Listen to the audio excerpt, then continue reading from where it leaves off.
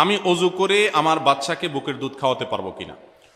অজুর পর মেয়েরা যদি বাচ্চাকে বুকের দুধ খাওয়ান কোনো অসুবিধা নেই, এর কারণে অজু ভাঙবে না। অনেক মা বোনরা মনে করেন সন্তানকে বুকের দুধ খাওয়ালে মনে হয় অজু ভঙ্গ হয়ে যায়।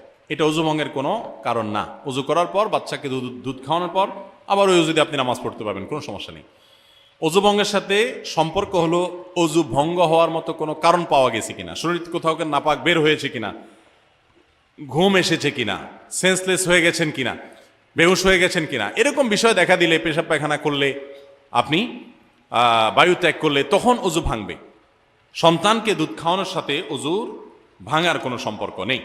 যদি ঋতুস্রাবকালীন সময় ঔষধ সেবন করায় ঋতু বন্ধ করা হয় তাহলে সেটা জায়েজ হবে কিনা? মাসিক বন্ধ করার জন্য অনেক ওষুধ পাওয়া যায়। এই ওষুধগুলো ব্যবহার করে যদি কেউ মাসিক বন্ধ রাখেন, বিশেষ করে রমজান মাসে ওমরা করবেন বা অন্য কোনো সময় ওমরা করবেন, রমজান মাসে রোজা রাখতে চান, এই জন্য তিনি ওষুধ খেয়ে রোজাগুলো রাখতে চান, অথবা তিনি ওমরা যাবেন যাতে করে তার মাসিক হয়ে হঠাৎ করে তার ওমরা বাধাগ্রস্ত না হয়, হজ করবেন, এই টাইমগুলোতে অনেকে করেন। তো এটা জায়েজ আছে যদি বড় কোনো সাইড এফেক্ট না থাকে। যদি আপনার শরীরে বড় কোনো ক্ষতি হওয়ার আশঙ্কা না থাকে তাহলে এই ওষুধ ব্যবহার করে মাসিক বন্ধ করা জায়েজ হবে। এরপরে প্রশ্ন হলো,